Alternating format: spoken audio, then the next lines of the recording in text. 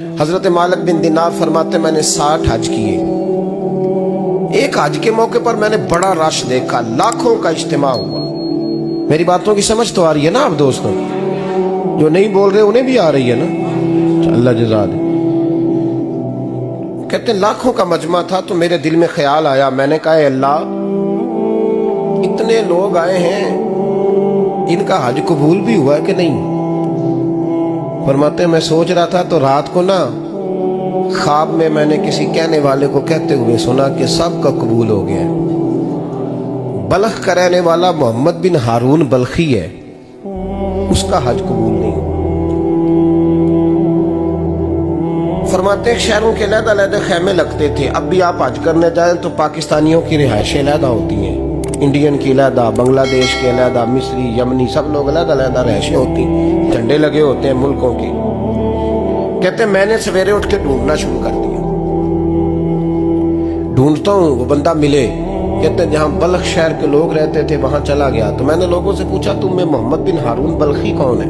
لوگ کہنے لگے وہ تو بڑا نیک آدمی ہے، پرہیزگار ہے، بڑے بولے بھالے، بڑے اللہ والے، ریاض آپ کو بس ہم ہی جانتے، وہ تو بڑا نیک ہے، پرہیزگار آدمی. میں نے کہا اچھا کہاں ہے؟ انہوں نے کہا پہاڑ کے پیچھے اس نے خیمہ لگایا ہوا ہے، ساری رات عبادت کرتا ہے، سارا دن روزہ رکھتا ہے، قائم اللیل ہے، صائم الدہر ہے. کیا بات؟ فرماتے ہیں میں ان لوگوں کی بات سن کے حیران ہو گیا کہ مجھے کیا بتایا گیا، یہ کیا کہہ رہے ہیں. فرماتے ہیں میں پہاڑ کے پیچھے گیا. حضرت مالک بن دینار علیہ رحمہ فرماتے ہیں جب میں وہاں پہنچا تو میں نے اس شخص کو مصلی پہ بیٹھے دیکھا. کثرت عبادت کے آثار اس کے وجود پر نظر آ رہے تھے. سیدھا بازو اس کا کٹا ہوا تھا. فرماتے 2 رکعتیں مکمل کر کے نا میں نے اسے السلام علیکم کہا تو مجھے کہنے لگا وعلیکم السلام، آپ مالک بن دینار ہیں؟ میں نے کہا بڑی اس کی فراست ہے. فرماتے پھر اس نے ٹھنڈی سانس لی، کہنے لگا آپ کو خواب آئی ہوگی کہ میرا حج قبول نہیں ہوا. فرماتے ہیں مجھ پر اور بجلی گری کہ کیا کہہ رہا. فرماتے میں نے کہا یار لوگ بھی تیری تعریف کر رہے ہیں اور تیری بصیرت بھی بڑی ہے، تو یہ ماجرا کیا ہے؟ کہنے لگا آپ نہ پوچھیں. یہ کہہ کے اس نے کہنے لگا نہیں آپ نہ پوچھیں، آپ ناراض ہو گئے. میں نے کہا میں نہیں ہوتا تو بولنا. کہنے لگا حضور 24 سال ہو گئے مجھے حج کرتے ہوئے، 24 سال، 24واں حج ہے میرا، اور ہر سال کوئی اللہ کا ولی آ کے بتاتا ہے کہ جا چلا جا تیرا کوئی نہیں قبول ہوا. رونا شروع کیا، دیر تک روتا رہا. میں نے کہا نہیں یار تو بتا. بے پروائی ویک سجن دی جتھے کسے دی پیش نہ جاوے، انہیں تاجہ والے در در رولے تے منگتیاں تخت بٹھاوے. آزم کسے نو کارا ملدا ہی کوئی کعبے و خالی آوے. کہتے ہیں اس نے مجھے کہا حضور 24واں حج ہے، ہر سال کوئی بتاتا ہے. میں نے کہا تیری غلطی. کہنے لگا میں اپنی ماں کا نافرمان. میں نے کہا واقعہ کیا ہوا؟ کہنے لگا حضرت اللہ نے مجھے دولت دی، مال دیا، زمینیں دی تو میں عیاش ہو گیا. امام مالک بن دینار رحمت اللہ علیہ فرماتے ہیں مجھ سے کہنے لگا پیسے آئے تو میں عیاش ہو گیا. رمضان کا مہینہ تھا، عصر کے بعد میری اماں افطاری کی تیاری کر رہی تھی. میں گیا، میں نے کہا شراب پی ہوئی، اماں روٹی دے. تو اماں کہنے لگی شرم کر، شرم کر، روزہ رکھا نہیں تو جنہوں نے رکھا ہے ان کا تو خیال کر.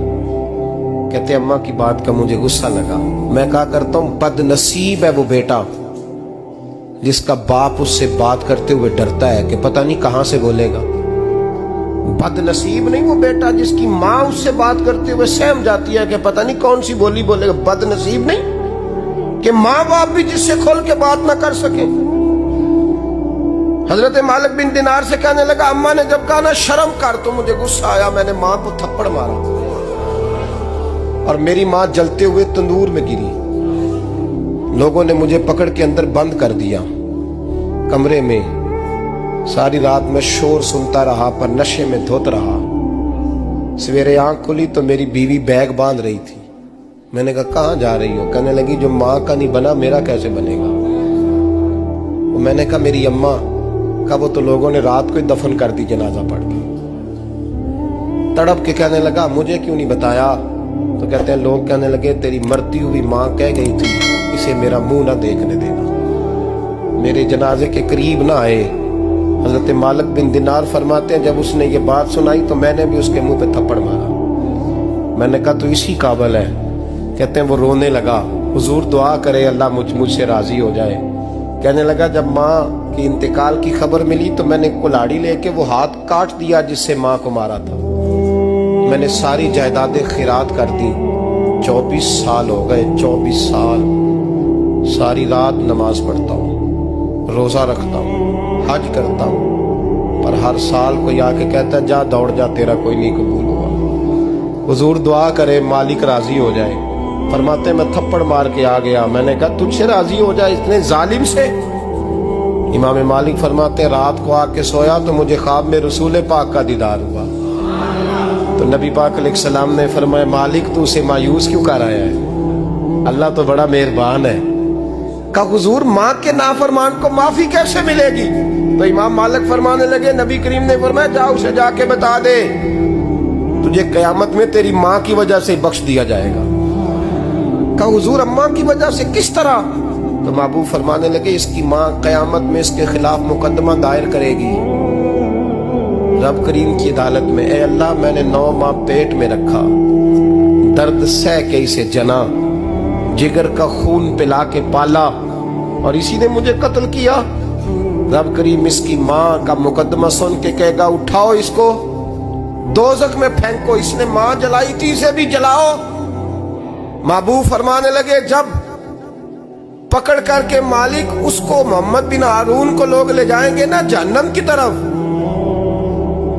ابھی فرشتے گھسیٹیں گے ہی تو پلٹ کے پھر اماں کی طرف دیکھے گا, اور دوسری دفعہ پھر گھسیٹیں گے تو پلٹ کے دیکھے گا, اور تیسری دفعہ پھر پلٹ کے کہے گا اماں یہ مجھے جلانے لگے, اماں یہ جہنم میں پھینکنے لگے.